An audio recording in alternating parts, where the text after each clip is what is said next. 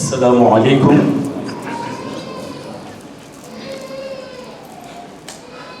تبارك الله. ñi ngi dellu di ziyaare mbokk yu tedd yépp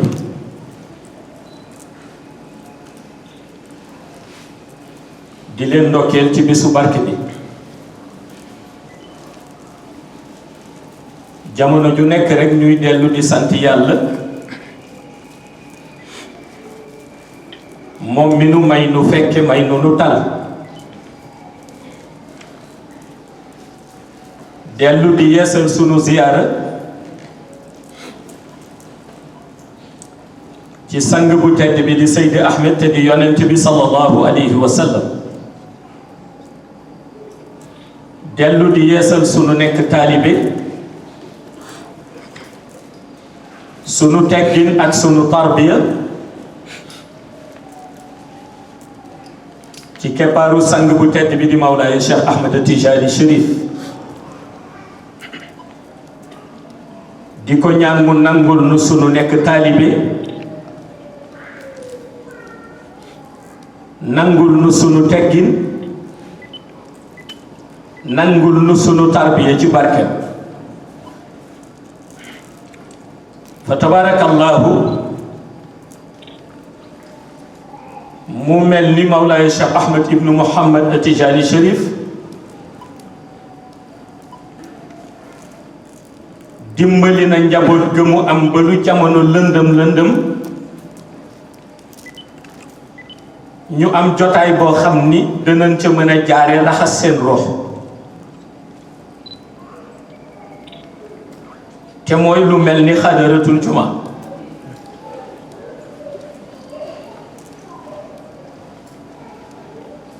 ndax wazkurullaha kasiran la'allakum tuflihun la borom bi wax. su ko defee bi ko yàlla di wax yëg na ni zikr dana fexe ba bu rox bëggoon sànku mu génne ko ci sànkute ba noppi gudde ko. moo tax mu ni bu leen ci def benn yam ci, bu leen ci def ñaar yam ci, waaye na ngeen ciy def lu bari. wazkurullaha kasiran la'allakum tuflihun. te mu mel ni it Mawlaaya Cheikh Ahmed Tijani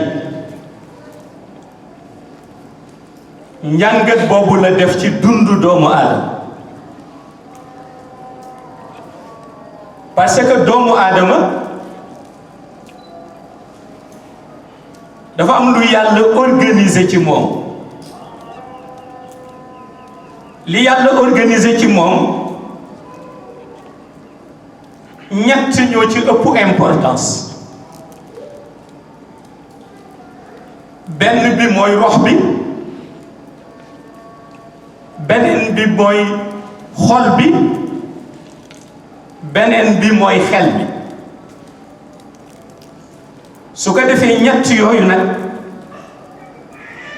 nga xam ni moom la borom bi organisé ci doomu aadama, bu si nekk day laaj ñu fexe que dégglu idéologie borom bi lan la. ndax li borom bi seq ak doomu aadama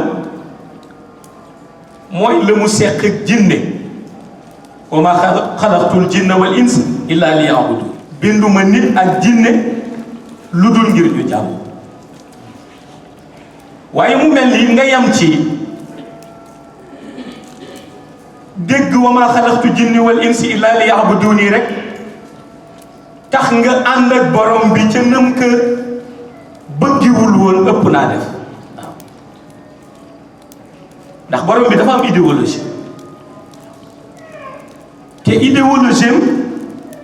mooy mu fexe ba nit ki jox ko xolam, jox ko xelam, jox ko ruuxam. waaw te ñett yooyu soo jàngatee doomu aadama walla moom mu jàngat boppam, doomu aadama dana yëg ni lu naq di maîtriser, lu naq di maîtriser. parce que rox moom ñi ko mën a maîtriser bari wuñu mystique yi donc ñoo mën a maîtriser rox ndax xuli ruuhu min amri rabbi wa ma utitum min al ilmi illa xalila waaw kon mystique yi ñoo mën a maîtriser rox su ko defee nag ñi nga xam ni ñoom dañuy jàng baat ba ñoo tuddee a tarbiyatu nafs ñoom ñu ni dañuy essayer pour maîtriser xol waaye maîtriser xel nag moom les aristocrates du ciel rek ñoo ko mën ba tax gis nga ku ci nekk dafa am spécialité soo demee si mystique yi seen spécialité mooy maîtriser sa rox mais ñoom rek la yàlla dénk science boobu wa maa utiitum min al ilmi illa qalila soo demee ci ñiy def tarbiyatu nafs ñu ni yëg nañu liy yàqal doomu aadama yëpp ci bëgg-bëggu bakkan bi lay jóge ñu ni kon bakkan bi faw ñu fexe ba coordonné ko ba xol bi du yilif bakkan bi parce que xol bi bu yilifee bakkan bi lu mu bëgg rek bakkan bi def ñoom ñu jéem ca seen wàll waaye ñu dem ci xel nag mystique yi tële cheikhu tarbiya yi nga xam ne ñi ngi yam ci a tarbiyatu nafs ñoom it tële waaw xam nga bu nit déggee mystique tële ci xel dafa koy xaw a jaaxal fekk li koy jaaxal mooy mystique dafa am science am nun ko organiser ni nu organiser science am mooy science bu ñuy dénk ka ñoo tuddee mystique dafay tegu ci organisation bu am tàmbali tegu ci organisation bu am fin parce que tey booy xalaat boo ko déggee dina am lu la ciy jaaxal li la ciy jaaxal mooy da ngay étudier wàllu rox da ngay étudier wàllu rox nga ni borom bi féetale na ko bopp xuli ruuhu min amri rabbi nga ni kon forcément ku mën a maîtriser rox war na mën a maîtriser xel fekk bokkul fekk boo demee ci mystique yi seen milieu bokkul ndax ñoom seen science dañ ko teg ci lu am début am fin ak science bi lu mu bari mystère dañ ko teg ci lu am début am fin te rox dafa am début am fin ndax début wam ci benn dimension bu suufe bi mooy alamul arwaax alastu bi rabbikum xaalu bala ci benn dimension bu suufe bi foofu mooy début rox ci dimension boobu it boo ko toppee ba léegi dañ lay wax fin wu rox ci monde shahada mooy bu ñu ko jëlee ci nit ki delloowaat ko ci milieu bopp milieu ba mu jóge woon ñu jële ko ci monde shahada delloowaat ko ñu ni mooy bis bu nit ki génnee àdduna kon mystique yi mën nañu coordonné ak jëmmu jooju di rox waaye su dee ci wàllu xel ñu ni xel yàlla daf ko jël def ko mu nekk benn tomb lumière mu def ko ci doomu aadama bi ba noppi nag may ko liberté lu jar di jàngal la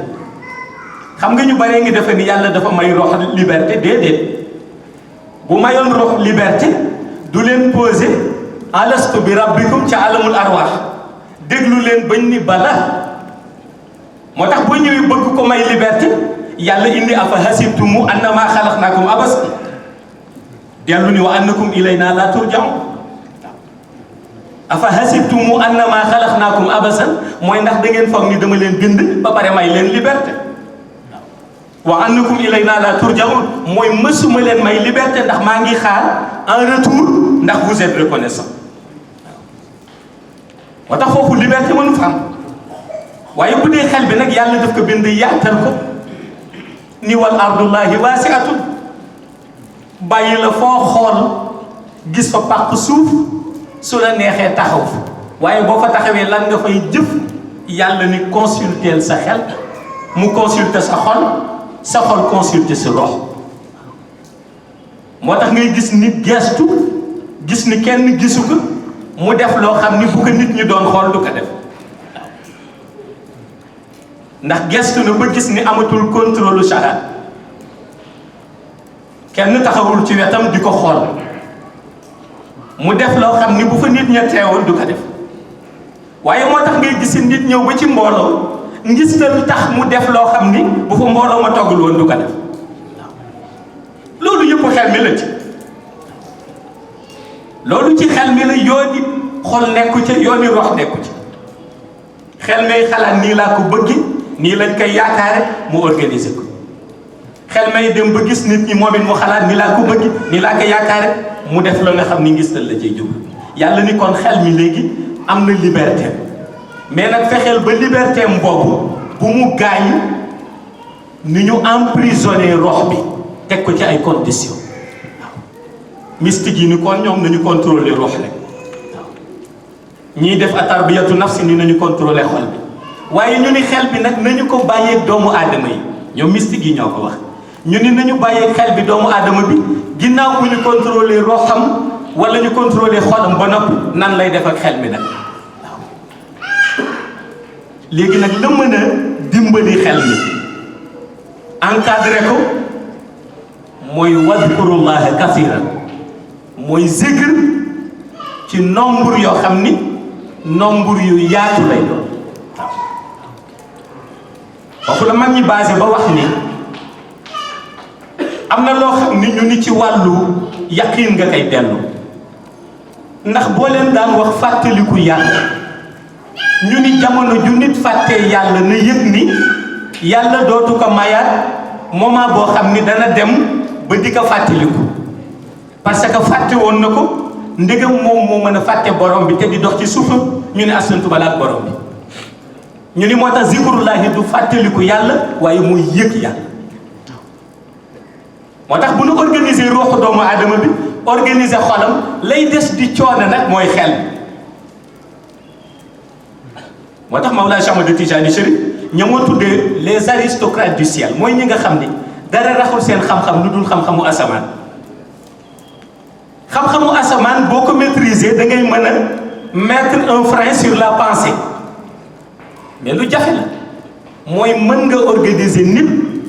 ba loo bëgg mu xalaat rek lay xalaat waaye mën nga organiser sa xel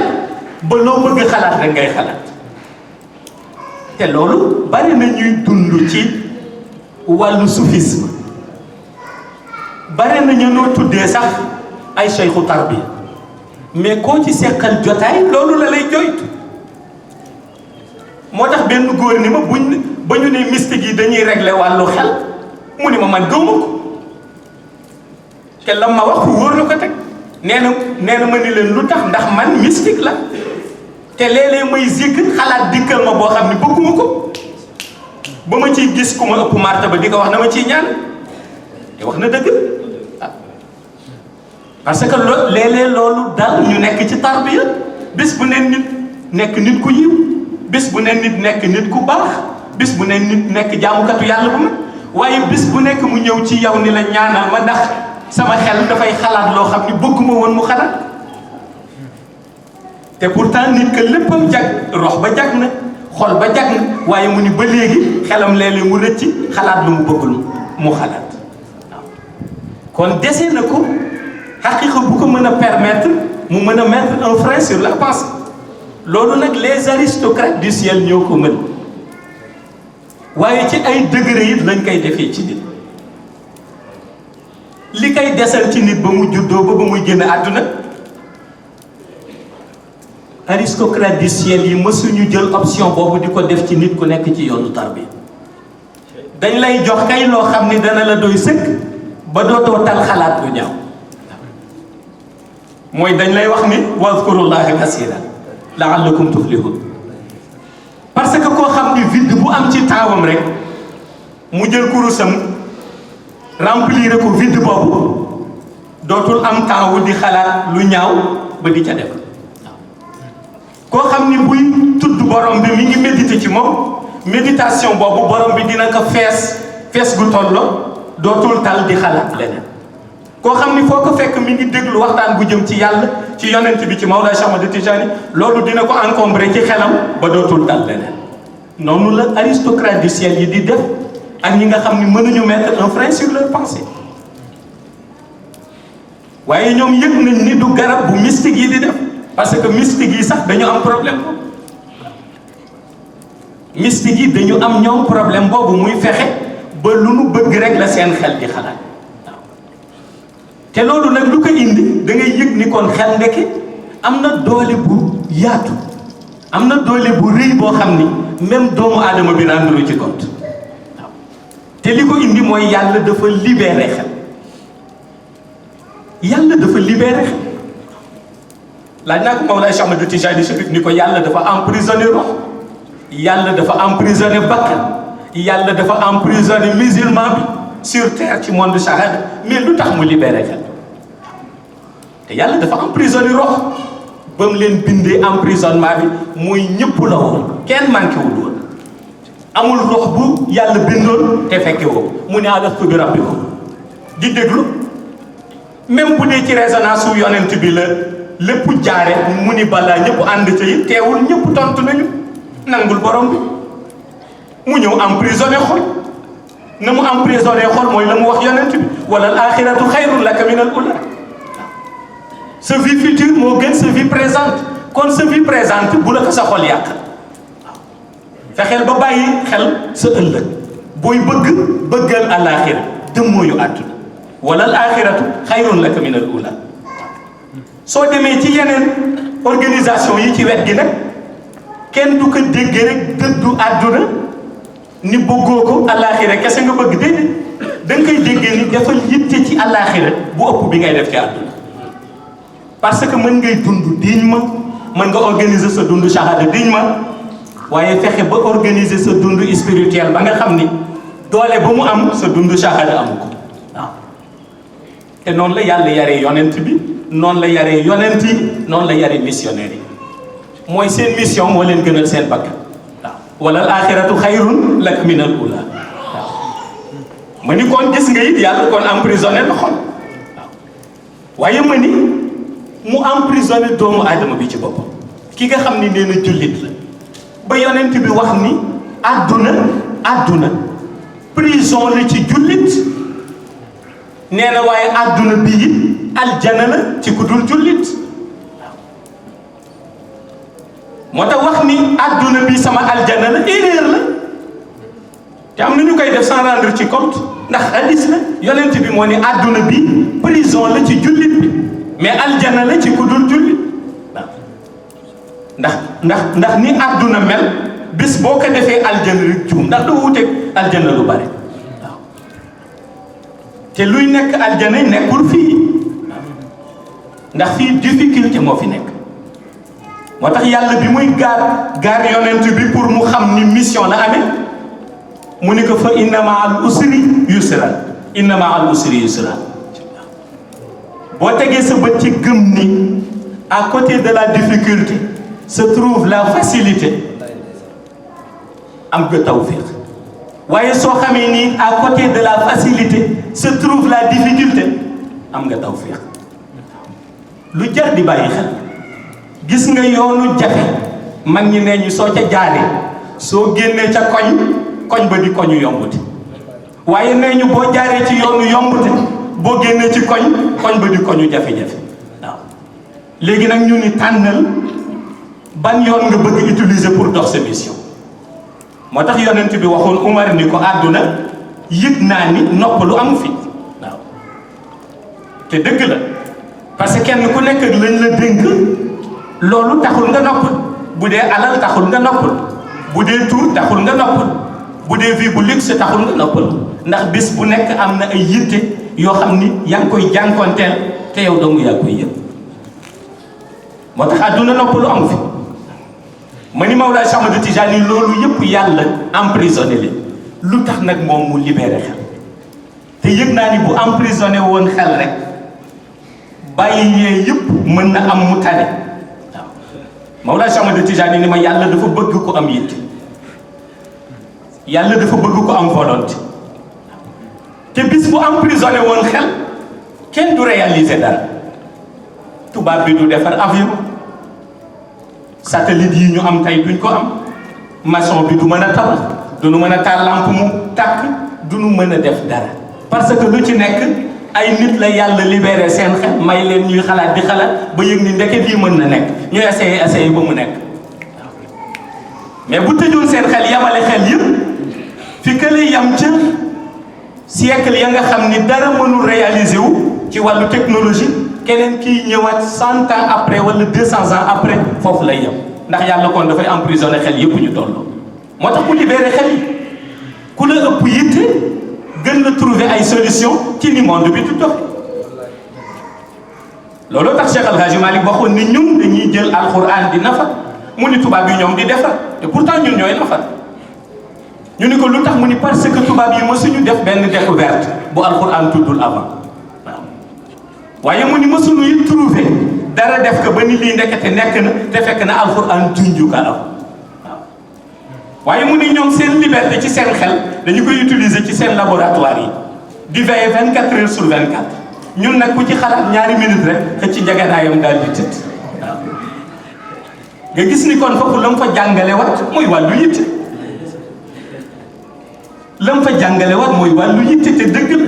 la parce que am na loo xam ni yitte moo koy mottali Mawlaay Cheikh Ahmad Tijani ni lu tax nag yàlla libéré xel yi c'est parce que dafa bëgg may ñëpp seen chance kenn ku nekk loo mën a trouver nga trouver ko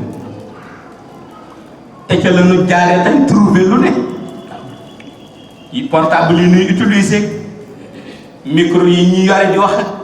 télévision yi génn direct yi am fu nekk nga mën ko seetaan nekk ci benn place benn bu ca nekk ay xel ñoo liggéey loolu ba loolu mën moo tax soo jëlee loolu delloo ko ci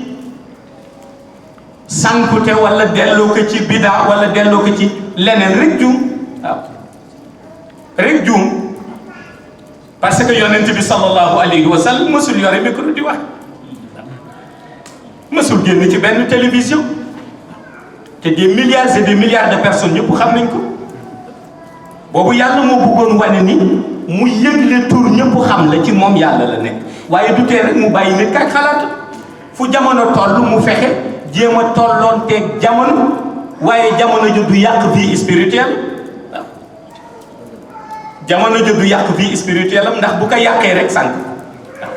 mais tant que yàqu ko mën na ci dund aisément loolu yëpp nag mystique yi ni ñoom yëpp nañ ni kon bu ñu téewee rox rek buñ ko defaree rox ba dina leen dimbali ci organisme bi ci lu bare comme jamono mayu la foo noppi ndax loo xalaat mu indiwaat la comme àdduna mayu la le choix ndax loo bëgg tey bu subaa mu ni la nga bëggaat leneen ndax xol noonu la mel mu ni comme rox bi nag ñu ngi koy organiser léegi nañu fexe ba nit ka temps mu fexe def ka temps sacré waaw mooy la muy xëy ci àdduna di ca gont mu am temps bu tolloog moom boo xam ne dafay xëy ci yàlla di ci gont te mooy la mu indi suba gi laazim wasifa la mu indi ngoon gi laazim wasifa la mu indi ngoonu aljuma xadaratul juma julli timis wasifa julli gee zikr soogay delluwaat ci sa yitte waaw parce que lenn lu ca nekk yëg na ni suñu ko wutalee yoon rek yoon bu xaw a yaatu borom sànq te boo seetlu ñi sànq ñëpp la leen sànq jot bu bari ma ngi ci boo seetloo ñi sànq ñëpp la leen sànq jot bu bari ma ngi ndax ki xëy suba nekkul ci kurus nekkul ci sànce nekkul ci jaamu yàlla balaa 6 heures dana wax aussi waaw ndax c'est impossible waxoo ci yàlla ba noppi ni doo wax aussi looloo tax Cheikh El Hadji Omar bi muy xare gaa ñi mujj dem ba ni ko ñi ngay jiital est-ce que am nañu iman ndax yaa ngi jiital ñoo xam ni ci grand place yi rek la ñuy toog te ñu mokkal alxuraan a ngi ci gannaaw mu ni parce que moomu ci gënal mu ni ñoom bu ñu leen rayee ci jihaad bi kenn du leen jooy man duma leen jooy yéen du ngeen leen jooy grand place bi du leen jooy ñi mokkal alxuraan bu ñu leen rayee ci jihaad bi ñëpp jooy leen ndax ñoo war a jàng mu ni te gis naa solution bii tax grand place yi mën a wéet nii rek jiital leen pour wax la xoolal fi xàqi xam toll waaw xoolal fi xàqi xam toll ndax boobu waxul jotaay bu ñuy wax yàlla yëgoon na ni jotaay ba kenn bu ca wax yàlla waaw te jotaay buñ dul wax yàlla lu mu yaatu yaatu jëw dana ca dugg tooñ dana ca dugg wax lu la wóorul dana ca dugg def lu sa yoon nekkul dana ci waaw moo tax lu jar di bàyyi xel la Mawlaay Cheikh Ahmad Tijaani nag ni pour nit fexe dimbali roxam ba yooyu du ci bokk wala bu ca bokkee mu dimbali lu ko ka raxasal nee na fexe ba waskurullaha kasiran laallakum tuflihun ne maîtriser baat boobu te nee na bu ko maîtriser ngoonu aljuma mi ngi ci jotaayu xadaratul juma moo tax moom ñi mu am ñëpp fexe na leen wutal la loo tuddee issue heureuse ci aaxiru zaman waaw parce que ñu bari ñi ngi génn ci yoon boo xam ni ñu ngi foog ni yoonu mbégte la waaye du yoonu mbégte ndax yàlla nekku ci te yàlla lu mu nekkul mënul doon mbégte lu yàlla nekk lu ñu wax mbégte lay mujj waaw waaye lu yàlla nekkul lu ñu wax du mujj ci mbégte looloo tax nag mu ni ñi muy organiser ñëpp seen rox mi ngi koy organiser ci malaanu wadifa mi ngi koy organiser ci xadaratul juma waaye mi ngi koy organiser surtout ci seen kurus waaw ndax ci zikrullahi la bëgg delloo si rox yi ndax yonent yi bi ñu ñëwee fekk nañu àdduna yëpp lëndëm fekk nañu àdduna yëpp yàpp waaye yàlla dafa ni yonent yi pour àdduna baaxal mais ci zikrullahi ngeen koy jare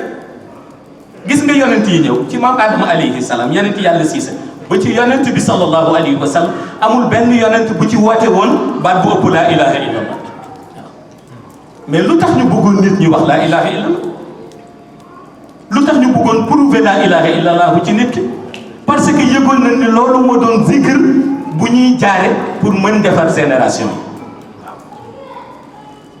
yi moo doon zikr bu ñuy jaare pour mën defar génération yi ndax yàlla nee na balaa ngay d'accord ak man ci sama idéologie nga yëg ni maa fi nekk ba noppi ñu ni dara nekk fi lu dul yàlla ci laa ilaha illallah moo tax xeetu yonent bi sallallahu alayhi wa sallam bi ñu ñëwee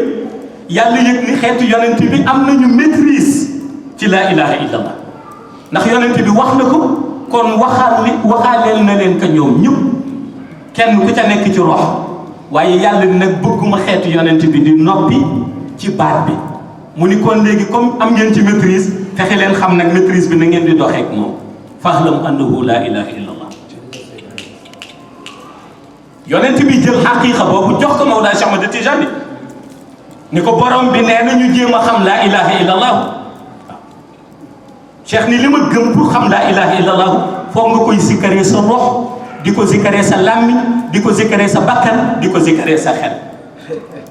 mystique yëpp ni d'accord nañu ci ñett yëpp waaye xel mi moom dafa am liberté cheikh ni bu xel mi tiimee malaan bu weex toog ak ay nit ñu sol yére yu weex di tudd baatu laa ilaha illallah dana tal leneen lu dul ni foofu la xel ma di nekk kon gis nga moom fexe na ba li tëwoon gaa yi sax mu indi ko ci jotaay moo tax ngay xalaat lu nekk ñëw ci jotaayu xadaratul jumaa toog laa ilaha illallah bi di riir sa xel mi yëpp dem ba nekk ci malaan bi nekk ci zikr bi nekk li nga xam ni mooy rythme autour de toi waaw su boobaa nag nga yëg ni xel maa ngi fi yëg ni bakkan baa ngi fi yëg ni xol baa ngi fi waaye yëg ni surtout rox baa ngi fi muy soogay mot moo tax boo ko defee waxtu li muy defar ci yow leneen loo defoo nit mënul defar lu ni toll ci yow ci importance bi mu am te gis nga loolu moo manqué ci aaxiru zaman te il faut ñëpp delloo si waat seen xel ci li lumière moo mën a dimbali àdduna te lumière mi ngi jógee ci zikr te moo mën a dimbali àdduna parce que yàlla moom la mu revendiqué mooy lumière moom la revendiqué allahu nuuru samawati wal ardi moom lumière la revendiqué ci asamaan lumière la revendiqué ci suuf waaye nag bàyyi lumière bi ak ñi nga xam ni bëgg nañu bokk ci saalihiin yi ni leen nag am na ay force yoo xam ni ay force obscure lañu ñu ngi taxaw ak seen ténèbre bis bu ngeen teggee lumière rek ñu teg ténèbre bu ngeen wàññee lumière ñu indi obscurité te ñoom buñ ko indee dañ koy défendre nga yëg te nekkati foo teggi leer am na ku jël xeeju lëndëm samp fa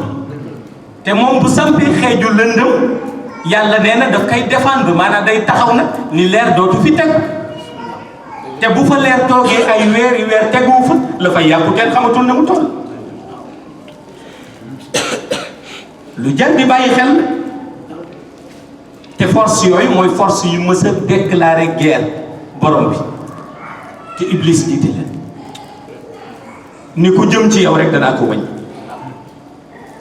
waaye mu mel ni bu ñëwee moom ba aaxiru zaman moom Iblis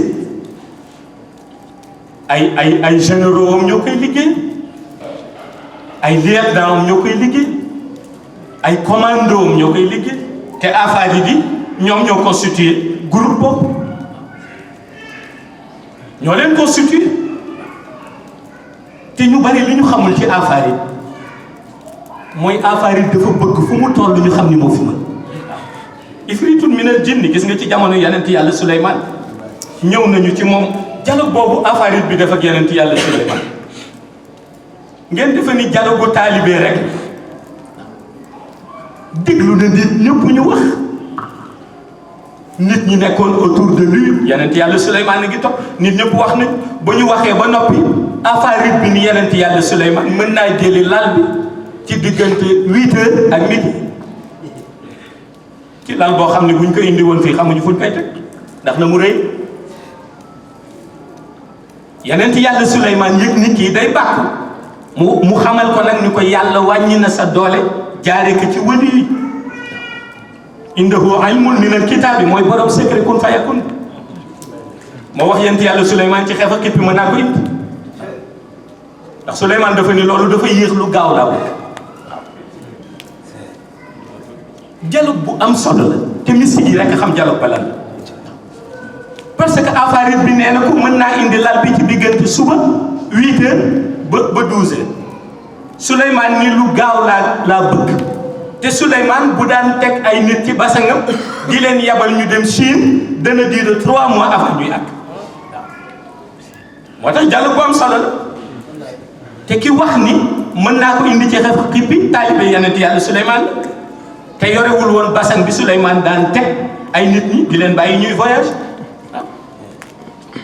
te taalibeem la mais nu ni secrétaire bee nekk ci moom secret kun fayakun la Suleymaan d'accord mu indi ko ñu bari demandé fu mu ko jaarale ma ni ci xelam la ko jaarale daf ko xalaat mu ñëw parce que secret kun fayakun bi kooku yore woon du bii wëli yàlla yi fii yor wëli yàlla yi fii bu ñuy jëli matériel wala ñuy jëli dara lu nekk des millions et des millions de kilomètres wala lu nekk fii ba Chine li tax muy gaaw mooy ñoom dañ koy jëlee lumière boo xam ni yàlla daf leen jox pouvoir bi genre melax la loolu suñ ko téewee nawaamis yi ñoo koy encadré wala rabbaani yi miir bu ñu romb dañ koy bët te miir bi du bàyyi fissure ñu indi ko même pas ci 1 minute wala ci 2 minutes waaw que li secret kun fayakun bi ko yàlla dénkoon mooy aljana ni muy doxe mooy loo xalaat rek mu tegu sa kanam moo tax moom mu xalaat lal bi ñëw ñu ni fu mu ko jaar ma ni ci xelam demul jëli ko daf ko xalaat mu ñëw moom jëliwu ko yabalul malaayika yabalul nawaamis yàlla moo ko déplacé indi ko fii placé indi ko ci place bi moo tax loolu dialogue bu am solo la waaye teewul boobu ba léegi taxul affaire yi di bàyyi combattre nañu yonent bi mën na luñ ko dara dem na ba yonent bi formé équipe pour ñoom xuluhiya ilayya annahu istama'a nafarun minal jinni bi ñu demee ba yonent bi yëg ni jinne yi dañoo bokk ci mission bi wut na équipe pour ñu combattre affaire yi ndax dañ ne woon dañuy yàq mission ñu combattre leen waaye ñu continuer lu nekk ñu combattre ko ci taalibe yonent bu ñu gis dootuñu amati jàmm waaye mu dem nag ba ñuy yokk seen doole ñoom ñuy yokk seen doole ñeneen nit it di yokk seen doole te di wax ci nuuraani yu la ñuy liggéey ndax képp kuy liggéey ci zulmaani yaa ngi yokk doole affaire yi moo tax gis nga bu fétiche bare zulmaani yu bare affaire yi bare waaw te tey noonu la ñu def suñu capital bii di Dakar waaw noonu lañ ko def biig ñu ngi koy waxtaane ña nga ko fees dell ba kenn mënu la nett li lan la ña nga fa fees dell ca Dakar accident yi di ko di bëmax nit ñi ci oto yi di bëmax oto yi ci nit ñi ñoom la ñu ngi fa fees del ca capital ba te capital ba du seen objectif du seen objectif waaye fa la ñu mën a gum nekk mais du seen objectif ndax ñoom Sénégal dafa mës a nekk seen ligne de mire Sénégal dafa mës a nekk seen ligne de mire te seeni mag ñoom affaire di ñoo leen renseigné ni leen flamme bi taal monde bi yëpp muy tàkk ak leer ci Sénégal lañ koy defal mu nekk ci seen ligne de mire boo yóbboo nitu yàlla bu nekk Dakar seet ci pexe parce que ña nga fa fees dell di bëmax nit ñi ci oto yi di bëmax oto yi ci nit te jële leen fa du yomb ndax dañu am pouvoir dañu am mystique moo tax kuy génn boo yóbboo jàng sa juróom-ñaari ayatul kursi kuy tëdd boo yóbboo jàng sa juróom-ñaari ayatul kursi parce que ku ko jàngul dinañu def ci yow feebar boo xam ni mën ni la médecin boo gën a yaakaar boo demee dana ni gisul feebar sa yaram maa la ko wax parce que xam naa leen capable nañu loolu te am nañu pouvoir bi te yàlla jox na leen ko te am nañu mystique waaw soo négligé ayatul kursi yu ci jamono yi ñu toll danañu def ci yow feebar boo xam ni ay milliards soo ko doon jox médecins yi daañu ni gisuñu dara ci yow te bis bu xëy sa yaram di gën a métti nu ñu gisuñu waaw parce que ñoom bu leen neexee kenn du détecté li nekk sa yaram kon loolu li ko gën a yomb mooy fexe dellu ci base ayatul kursi ndax ayatul kursi lu leen yàlla may doole tant que yaa ngi koy jàng juróom-ñaar balaa ngay génn yaa ngi koy jàng juróom-ñaar balaa ngay tëdd bés bu ne ñu ñëw yër la delluwaat di ñaan rek nga tëb ko benn bés pour ñu daw si waaw te loolu garantie yonent bi la garantie yonent bi la ndax yonent bee ñaan yàlla ñoom lu ñu bare doole ñu bañ mën dara ci kuy jàng ayatul kursi moo tax lu jar di bàyyi xel la surtout ci jamono ji ñu toll waaye surtout nag ñu dëkkee ca capital lu jar di bàyyi xel la ndax du seen objectif du seen place bi ñu wax fa la ñuy sànci abadan waaye fa la ñu mën a gum nekk moo tax biig bi ñu ko waxtaanee wax man bi ma jógee li ma leen demandé dama di leen mais ana ñi nekk Dakar parce que buñ fi toogee naan Dakar affaire yi yaa ña fa ne ma ni waa ana mystique yi nekk Dakar jar na di laaj parce que am na nitu yàlla yu ci daan sacrifier seen bopp mais léegi nitu yàlla yi am na ci ñoo xam ne it jaralu leen sacrifier seen bopp ci ñoom waaw te garantie foog moom ci réew parce que ñoom dañu dangereux te bu ñu yàqee lépp la ñuy yàq kon foog ñëpp delluwaat ci ayatul kursi xam naa nit ñi daañu wax ñu nit suñu wàll la 11 daanu ci def suñu wàll moo tax ñu bëgg le 11 janvier ñu laan malaan ca Liberté 6 le 12 janvier ñu laan malaan ca Cambérène bu ñu amee ñaari malaan mën na tane tuuti waaye garanti wu ñu ni daañu dem abadan parce que ñun dañuy jëlaat oto ñibbisi dañuy ñibbisi kon bu yóbboo ña fa nekk rek ñoom it ñu taxaw ci lu am solo waaye loolu daf leen di wàññi buñ doon lal malaan ci place yi buñ doon lal malaan ci yoon yi dajale nit yi ñu amee xol bu sell ñu zikr léegi dootuñu amati fenn fu ñu tëral seen base waaw